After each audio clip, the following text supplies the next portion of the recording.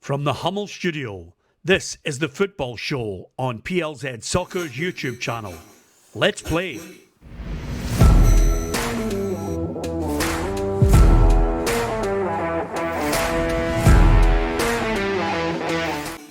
Welcome to the Football Show on PLZ Soccer's YouTube channel. I'm Peter Martin, Alan Ruff and Tam McManus are here with me, sponsored by Cameron Commercial Vehicles. If you're looking for a quality new or used van, Sean's your man. Get on to CameronCommercials.com. Lots to talk about on the programme. Searing heat. It is unbelievable, Ruffy. I don't know. I can tell I'm really Scottish because I don't know if I can sustain this. Yeah, well, I mean, unfortunately for me, I've just left Miami at 96 degrees, so this is very comfortable for me, you know, just sitting there. But it's barbecue time for everybody. I'm sure everybody's out in their garden and having a good time. Yeah, absolutely. Really looking forward to chatting about football here in the Hummel Studios. Don't forget, you can get onto our website and get ready because coming up next week, we'll give you details of the launch of PLZ Predictor, a chance for everyone to take on yourself, Tam, me and Ruffy to see if they can predict 6 games in the Scottish Premiership every week. Yeah, looking forward to it. Obviously, we've done it a couple of years ago and then I don't know what you've done with it, but we're back this year. It's good. I like obviously the punters taking us on. They always put in the comments that our predictions are terrible. So put their money where their mouth is. Yeah, absolutely. A big apology to everybody who might have not heard anything that Ruffy said. I'll be totally unprofessional and fix his microphone now because he just left it there because I've been with him 14 years and he has no knowledge or comprehension of radio or television. So there we are. Hopefully you can hear him now. Football banning orders for pitch invasions or use of pyrotechnics, Ruffy. We'll talk about a few things before we get to the World Cup. This one has the backing of the Scottish Government and the SPFL. And it looks as if flares and pyrotechnics, if you want to try and get into the ground and let them off, you might face a football banning order. Yeah, I think we have to do something. I don't think that the clubs should be totally responsible for people bringing these things in, although they do put enough warnings out there not to bring them in. So if you take it upon yourself to try and get in past the security, you deserve everything you've got. It's already been proved that they are dangerous in the ground to spectators and anybody around them. I think it's the right thing to do, do you, Tam? Yeah, I think it's the right call, Peter. I think we've seen some scenes last season and previous seasons. It doesn't look good for our game here. Somebody's going to get seriously hurt. We've been lucky that nobody's been hurt so far, but I think obviously the Celtic Rangers game with the fans running on, I think flares went thrown into the crowd. I think that was probably maybe the last straw for people thinking, right, we need to stop this coming in. Got to ask you, are you enjoying the World Cup? Yes, I am. I think that now we're in the business end. Now you're looking at the top teams, the cream rising to the top. Earlier on, there was some kind of one-sided games, but yeah, I enjoyed the game last night. France against Morocco. France looked good. I would expect Spain to beat Belgium tonight, and then I think England and Argentina will be their semi-final. So that's a great semi-final lineup if they all come through, the favourites. Well, that's all we've got time for on the programme because obviously Tam's just decided to run through the whole running order there, Ruffy. That was bloody great, wasn't it? Actually, yeah, absolutely fantastic. Just in case people weren't aware of the brackets. No, there's no real point, Ruffy, in continuing the programme with the way Tam's going. Anyway, give us your thoughts on the World Cup. We're going to talk about those games and get your thoughts on who you think is eventually going to win it. Who's going to win the Golden Boot? That's been fantastic as well. And then just at the end, we'll touch on some of the other news domestically and, of course, some of the suggestions going for the Scotland manager to replace Steve Clarke. World Cup, I have enjoyed it, Ruffy. One of the things I really did enjoy, it's gone crazy and viral as well, was the Mexico boss, Javier Aguirre, when he basically turned around and says to, hey, Gordon, F you, and started laughing. It was really funny. You need that bit of banter, don't you? Yeah, you certainly do, but he lost it completely, didn't he, during the game? You know, he just lost. I mean, he thought the injustice of the penalty claim, you know, and he never let it go for about 10-15 minutes, and I think everybody was getting involved. But you need a bit, you need managers like that, you know, but a hard way to get knocked out. It can change your whole career, though. I mean, that's why people feel so passionate about it, especially with VAR, especially with penalties, tugs on the jersey. Things like that can determine the outcome of the game. Yep, and I don't think the Egyptians were happy the other day. I think a couple of decisions went against them in terms of fouls and build up to the goals. So yeah, it's a difference. It could be a difference between winning and losing a World Cup. Argentina looked out. and they could possibly now go on and win it. So yeah, the decisions can frame your tournament. Who do you think is going to finish with that golden boot, Tam? Because hopefully Mbappe, because I've backed him. When he missed that penalty last night, I was furious. Then he obviously get the goal, but I think it's out of him and Messi, because I think obviously Haaland or Kane, one of them is going to go out tomorrow night. So I think it could possibly be a final, Argentina-France. So I think it's going to be Messi and Mbappe. Yeah, are you buying into that, Ruffy? Yeah, I'm going Mbappe. You Mbappe as well? Yeah, I think he's... Wow. I mean, when a club player, I hadn't been a big fan of his, and he wasn't anywhere near your top 5. But the way he's going now, maybe not this World Cup, but obviously if he continues to perform the goods, you've got to start thinking about him, because he is, he's a wee bit special. Yeah, he is special. The goal was magnificent. The way he uses first of all, the defender as the gateway to curling it round for the... Yeah, you can't, I mean, everybody, when we play wee games and that, the first thing people shout is shut him down. Shut him down. If you don't shut him down, he's got the ability in either foot to do what he likes with, and that's what he did. But I was saying to you earlier before we go on, it's very noticeable now that the teams that aren't progressing are the teams that don't have the striker, the big striker. If you've got a big striker, he's going to take you there. If you've not, you're going to toil. Yeah, the funny thing is, I mean, in club football, Alvarez, is a guy you think, okay, he might get some goals, but the non-number 9 is the number 10 for Argentina. Messi is absolutely carrying them on his back at times. Yeah, as I think you seen the other day when they went 2-0 down, he just stepped up a gear, set up the goal, scored the equaliser, and then obviously they won 3-2. So I think Ruffy's right. I think you see all the teams now are in the latter stages, the quarter-finals, semi-finals. They've all got a top striker or a top forward, and that's the difference. Does Messi get the next penalty? No, I think he's got somebody take the ball off him. I don't think somebody's going to take the ball off him, but I think he might pass the ball to somebody. Oh, he's got to give it to someone else. Yeah, his penalties have been dreadful. Even Mbappe's was shocking last night. That's stuttery run. Messi doesn't do it, but the stutter run. The stutter run doesn't work, Tam. But I'll tell you another thing that's really infuriating is the delay before they get to the penalty is another thing which must annoy people. Yeah, it's kind of icing the kicker. They call that in the NFL. They take a time out and you ice the kicker. You give them more time to think about it.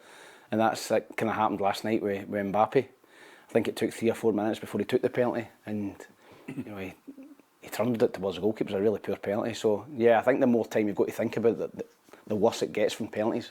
Yeah, we wouldn't have known in any capacity the phrase "icing the kicker" had Tam not played in America.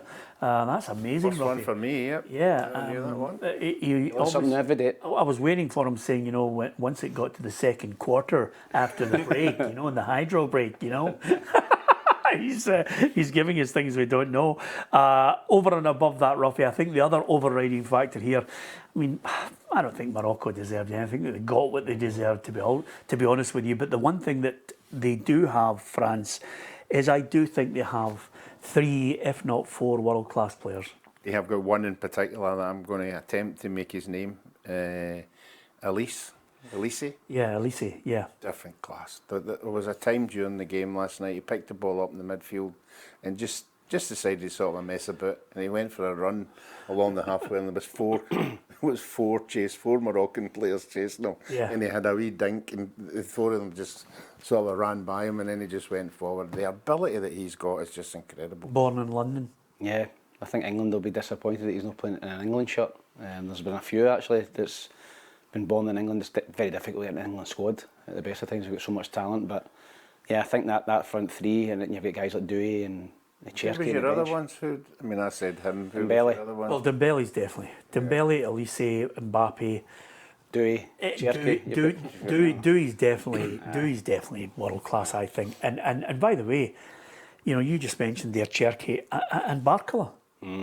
These players are absolutely top draw. Can't get in the team. Can't get in the team. And that's why I just think I can't see past them. I've tipped England to win. I'm sticking with it because, at the end of the day, you've highlighted the point, Ruffy. When you've got somebody like Harry Kane there, strange things can happen. It can drive you on. It's the differences we were talking about earlier this week, Tam, about having a Gareth Bale in your side. Yeah, no, but you keep harping on about good teams don't lose goals. England have been losing goals, whether you like it or not. France haven't. They've been tight at the back, and then obviously relying on that big-time striker to come up with the goods, and that's what the big teams have been doing. I think Spain's been like that as well. Been tight at the back. Not lost a goal yet. I know, been tight, and then relying on the big players to come up with the goods. But I don't think I don't think I said good teams don't lose goals. I don't lose them. I think they minimise the risk on it. But the problem is, Ruffy, Argentina have had to come back from 2 goals down. They've had to battle. Do you remember the final? Argentina-France? Yeah, but that's why I'm not going for them. Obviously, the Cape Verde game and then that game, they are losing goals. They've got Messi and they've got big players. But defensively, I think when you come up against the really, really good sides, you can't get the goals away that they've been given. And the stats last night in the France game, was it like 20 shots on target, Morocco 4? Yeah. Their stats, I always said that even in their domestic game, possession of the ball and creating chances, you're going to hit the net some of the time. I think France have been quite solid as well. Obviously Spain have not lost a goal yet, so they do see this in America as well. Offence wins games, defence wins championships. Yeah, okay. Any other American? Yeah, any other? World Cup America. It's just not a good phrase. I don't know if there's that. They start singing the national anthem. Yeah, I was just about to say, Ruffy, there's a word that's springing to mind right now, and it's especially with the heat, nauseating. And he's fast becoming one. Anyway, with that in mind, are we about to say goodbye to Lukaku and the troops? Oh, I don't know. I think. Oh, you said he's they've got strikers, but Spain for me look. They've got too much in reserve, but what do you think? Yeah, I like watching them, not as much as I like watching France. I think they're a very good possession side, there's no doubt about that. I think they can overdo it sometimes, but I think France are more direct than them. But they've certainly got players to win games, there's no doubt about that. Who are you going for? Probably Spain. Yeah. Spain by a couple. Yeah, Norway, England. I'll tell you one thing that I really did like, Ruffy, and I think it's really what World Cups and finals and people who are ambassadors and have, that ability, that sprinkling of stardust to influence kids. When England managed to see off Mexico, I think it was BBC's breakfast programme, news programme, were in a school who'd watched it. They didn't know the result and they watched the game, and eventually the full-time whistle goes and all the kids are going crazy. And all these kids, everybody, a new generation wants to be a Jude Bellingham, wants to be a Harry Kane. It leaves a lasting impression. It then, gives people a goal, something to aspire to when they see heroes achieving so much in your own country. And England now have got Norway. Norway have their own talisman, and obviously the big man, Erling Haaland up front. So you can see why the whole of England is galvanised by what they're doing. Yeah, I think it's a team they're all getting behind, and a manager. I think that they're now playing a wee bit more expansive than they did under Gareth Southgate. And Southgate had a great record at England, but they were quite boring to watch. I think they're scoring more goals under Tuchel. They're more attacking. And you couldn't ask for 2 better role models for kids to watch, Haaland and Harry Kane. Not only great players, but great people that come across really, really well. Down to earth, humble, and doing the business. So I think England will just have too much for Norway, but they'll need to keep a close eye on Haaland, because as Ruffy said earlier, I don't think England's defence is that great, but I think middle to front are better than Norway. Yeah, that's the key issue here. I think they've got 2 world-class players, England. Norway have clearly got 1. But I think they've got 2 world-class players. Is there anybody close in the background other than Bellingham and Kane that you've enjoyed in that England with England, I think Saka. I like Saka. He's forward thinking. He likes to go by people. He's a sort of a old-style winger, and he's going to put quality balls into the box. It's amazing because Bellingham wasn't a big favourite before he went there. No, exactly. They were all having a go at him. You're not doing this for us. You might do. They left him at the squad, didn't they? In one of the English way though, Ruffy, they slaughter people. Yeah, exactly. Yeah. I mean, I'm sure the players themselves will be waiting on it happening, and maybe that might be the incentive for them to go the whole way. Because they're fed up listening to the teams that have failed before, so they want to be the ones that succeed. They've been to a European Championship final, Tam. They've got the pedigree, they've got the goal scorer. Obviously, I think the only thing, if you were being critical of him, and I hope they don't round on him if it doesn't go according to plan, against Norway, or indeed in the semi-final. I hope we don't round on Tuchel on the basis that I think he's only made one mistake, really, which is the right back position. Yeah, and obviously I think the boy's suspended for a couple of games now, Kwanzaa. So, yeah, they made some big calls in the build-up. You know, there was Trent Alexander-Arnold you're probably talking about there. You've got guys like Harry Maguire, who were left out the team. But I think he's went with guys that he knows that are going to be good over a longer period in the dressing room. Staying together, living together. Ruffy's obviously played in World Cups, and you know that you're going to be in people's pockets for a couple of weeks. So maybe he's looking at that point of view. He's actually looking for people who won't rock the boat if they're not playing and stuff. So, listen, I think regardless, I think he'll still be the manager in the next tournament. But England with that squad should be looking with the run they've had, the draw they're getting. They should be looking to get to at least the semis. Yeah, just so we're not in danger of rewriting history. When Tam was complimenting Ruffy at being at World Cups, most of the England camp are building that kind of a real feel-good factor within each other, staying within the camp. Whereas Ruffy's Scotland World Cup squad, their emphasis was, can we get out of the camp and can we stay out till midnight and get back in safely? Only when there's not a game coming up. only in your spare time. Yeah. Your day off, you've got to relax. Yeah, absolutely. Sure you have. Sure, Ruffy, sure. Okay, Norway, England, who are you going for? I'm going to go for England. I think. Oh, yeah, slaughter me, yeah. No, I think the sort of a British style of football that Norway play will suit England. But again, it might go against them. There might be, it depends on Norway's attitude. Do they get about, the big players that we've been talking about? Can they get to them? And obviously Haaland, going 20 minutes without touching the ball, and then you get a header or a Scored in shot. 14 games in the trot for Norway. Yes. Haaland. Unbelievable, isn't it? Okay, let me ask you this, Ruffy. If you were picking your team and you're going to pick a team that has an out-and-out striker, who are you taking? Who are you taking, Haaland or Kane? I think Kane's on the ball more than Haaland. At this moment in time, the goals Kane's have scored, I'd probably go for Kane. Yeah? Yeah, I'm the same. But he's what, 10 years older than Haaland or whatever, it's 7 or 8 years. But I think right now Harry Kane's at his absolute peak. He's at his peak. And I think Haaland's still got development, still got improvement to get to his peak. So right now I'd take Kane, but I think Haaland will break every record going in English Premiership if he stays there. Yeah, okay. I make no apologies for this. I have tipped England to win it. I think they might, and it's a very thin might, come a cropper in the semi-final because I'm tipping them to get past Norway. But I think France are going to win it, but I'd love to see Argentina win it. Is that the romantic in me? Yeah, and Argentina, they're a very strange team to watch. I fancied them in the last tournament. I bet them to win the World Cup in Qatar, and they won it. And I don't think they were the best team in it. I think France were the best team. They beat them in the final, but they've just got something about them, Argentina. They're like a pack of dogs. They all get together. You see them celebrating. They all, they've obviously get Messi in the team. Come back for 2-0 down with 12 minutes to go to win. They've just got something about them, Argentina. You need to scrape them off the park to beat them. They're just one of the teams that they're going to fight to the very, very death. And I would expect them to get by Switzerland, but England, potentially England, Argentina. That's always a bit of needle in that with Maradona and the Falklands and everything else that goes with it. So I don't think I'd like to be going down the Miami Strip with both sets of fans. No, that's going to be tasty. There won't be let's share some photographs and the camaraderie of the Tartan Army. No, that's both countries don't like each other. Both sets of fans don't like each other. A lot of needle. So I think that would be a cracker. Argentina, England, semi-final World Cup. That'd be some game. Argentina to beat Switzerland. Aye, I think they'll beat them. Yeah. But you think France will win, but do you understand the whole thing? I want Argentina to win it. Yeah, I do. I think it's a Messi influence. You can see how much it means to him. You could see how much it was after the game when the game finished.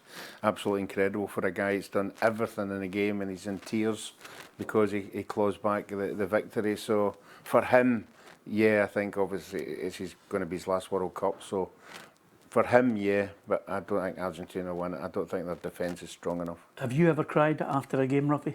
Yeah, I cried at my last League Cup game with Hibs when Aberdeen beat us 3-0 because I knew I was never getting a final and my son was up in the stand. Yeah, absolutely. Listen, wee bit of heart. Don't ask me. No. Every final. Sam cries after a five-a-side game. Brilliant.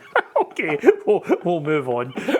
Tam, whatever you do, don't watch The Notebook, Tam. You'll be in bits. By the way, Ruffy's talking about The Notebook. I was flying to America about 8 years ago, and I was on the plane, and I had 2 women either side of me. I was flying myself, and I put The Notebook on, and honestly, 3 of you? No, they weren't watching it, but I was just sitting absolutely sobbing uncontrollably. Right. It's the saddest film I've ever seen in my life. Don't watch it if you don't like. I was the exact opposite. I thought I was going to get chipped off the plane at 3 o'clock in the morning, where everybody was sleeping, and I was watching the Griswolds Vacation. I have never laughed. I have never laughed so much in my life at 3 o'clock in the morning. I thought I was going to get chipped off the plane. It's hysterical if you haven't seen it before. Okay, there you are. So if you want a tearjerker, go with Tam. And if you want just riotous behaviour, Ruffy's your man. Just before we go, a couple of things I want to get your thoughts on domestically. We've talked about the banning order, but what about some of the teams who are now gearing up? If I'm honest with you, Ruffy, I don't think there's anything you could possibly suggest in condemnation of Celtic, because they just go about their business the way they go about their business, which is late, and then they'll leave themselves wide open to criticism if Champions League qualifiers don't go according to plan. So they've now re-signed Alex Oxlade-Chamberlain, and then they've signed Camilo Duran from obviously a Colombian forward. Who scored 15 goals and 10 assists with Karabag. So they've got him in. Yeah, it remains to be seen whether the Celtic fans are happy with that. The re-signing the 3 players that have been there last year. It's not exciting. They're good players, I know, but you'd want to get them. But I think fans want to see new breed. They want to see new faces, new coming in. They've got one. I do think they'll be working behind the scenes. I don't know if they're going to try and attack anybody that's been in the World Cup teams, one of the smaller teams. I see they were looking at the Moroccan winger. I don't know how much he's going to cost. Egyptian. It's Egyptian one. Insane, I mean, you've got to think that they are doing something. If they don't do something, the board deserve everything they get. Oh, they'll do something, Ruffy. I think the problem is, Tam, to what level they'll do something, because I think a lot of Celtic fans, and I think when you look at them, I am loath at the moment to offer any real biting condemnation, because quite simply I think it would be unfair on Celtic as a club, because they have to go and do their business. The timing of their business is open to question. Their communication is definitely open to major criticism, because the only thing that they've been consistent with is posting out strips for sale. There's no communication. There's been nothing from the board. They stayed silent. They're defiant. And now they're going to try and sign players. But again, over and above that, Celtic fans are looking and say, wait a minute, your finances and your financial report will take them beyond 80 million. They're going to sell 2 or 3 big players.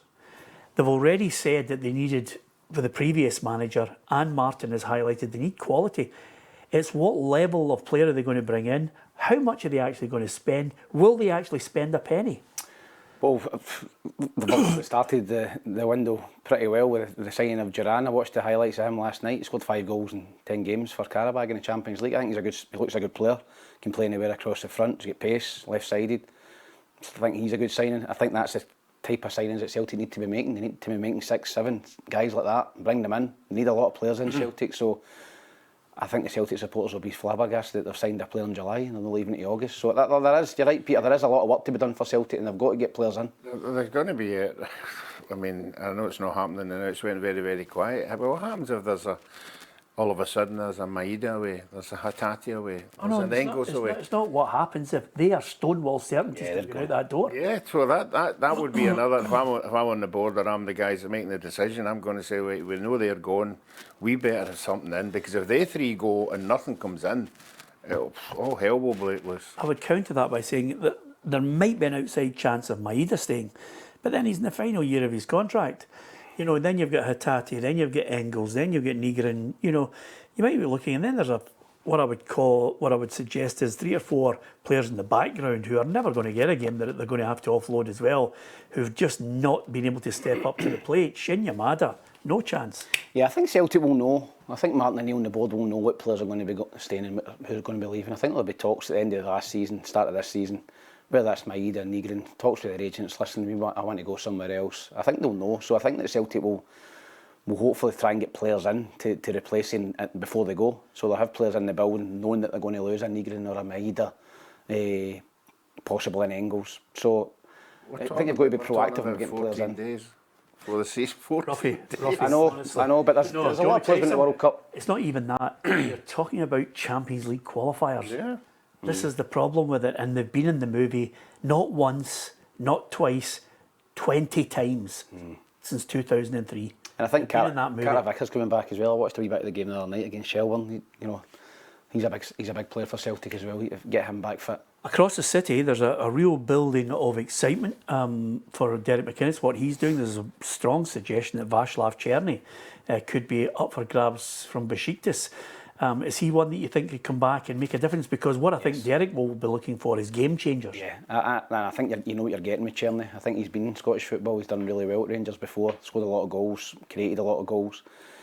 Signed for Besiktas for big money. Turkish teams have got big cash over there. I don't think he's played regularly for Besiktas. I don't think he's been in the team every week. So I think if there's a possibility either in a loan deal or bringing him back permanently, I think the Rangers fans liked him. I think they seen he was a good player and he can handle the pressure at Rangers. So I think that'd be a really, really good signing for Rangers. Yeah, one of the guys. Derek will still have I still think he needs a good 3 or 4 players that would be starting in that side if you're going to win the title. Yeah, I think he's already went in there, and we've discussed at the end of the season what players must move on. And as we all know, it's difficult when you're getting good wages to move them on. He seems to be acting very progressively in that way, and I'm sure at this moment in time, I would say the Rangers fans are much, much happier than what's happening at their club and with signings in Celtic. Elsewhere, and I use this again, as I do every season, the gauge of Scottish football, the fallout from the World Cup, the fallout from where we are internationally, will come in the next 3 to 4 weeks, Ruffy, because quite simply the gauge of where we are as a country, and I think we are so far behind now, it's unbelievable, will be European qualification and getting to group stages of European tournaments, and we have been woeful, and that will come to the fore shortly. I mean, Hearts have got a tough one, they've got Sturm Graz.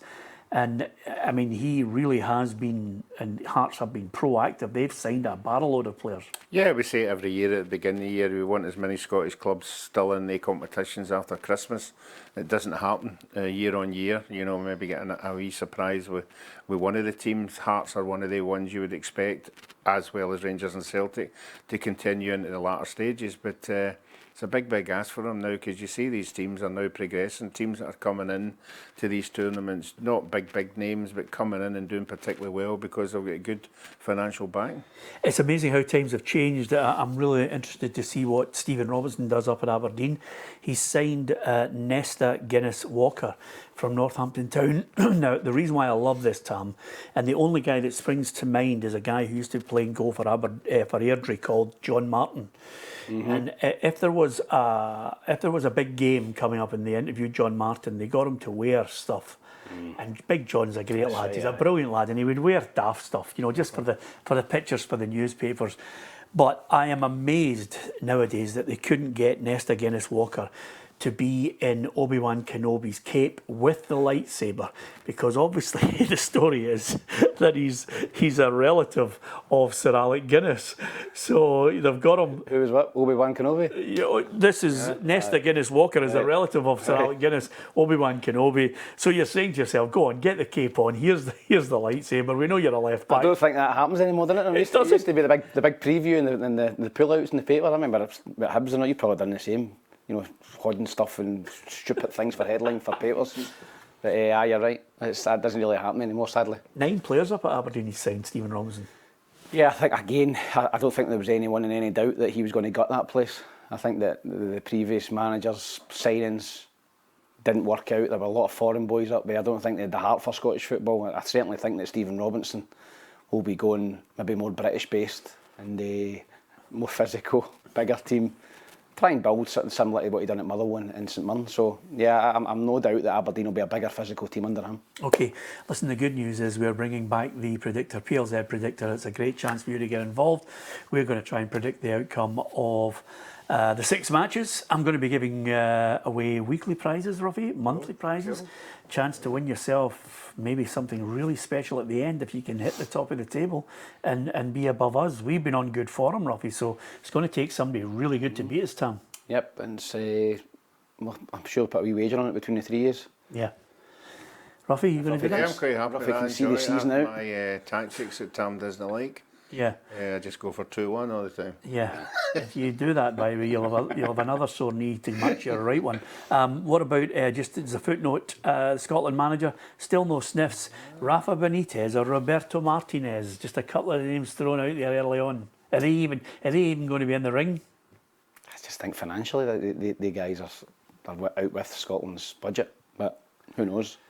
I think you'll find it'll either be somebody homegrown, here, or they'll go and get somebody who's no costing a lot of money abroad.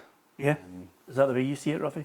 Yeah, it's a difficult one. I don't see them getting big names like that. Does it need to be somebody from closer to home?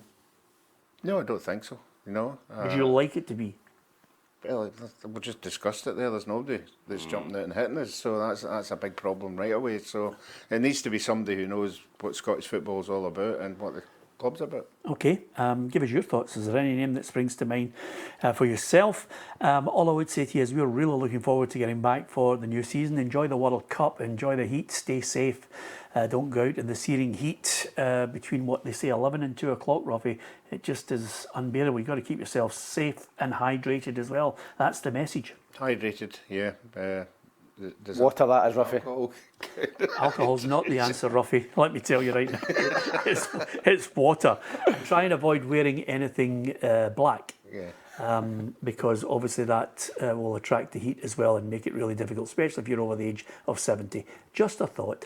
Thanks to Tam, thanks to Ruffy, and from myself, Peter Martin. Don't forget, hit that subscribe button on PLZ Soccer's YouTube channel. Come and join the PLZ family. We'd love you to be involved for the new season. We've got lots of great things coming up. I hope you can be with us for it all happening for the new season. But we will continue to do live pieces for you, not only on YouTube, TikTok, Twitter, and of course Facebook, covering the World Cup as well. Thank you for listening. Thank you for watching.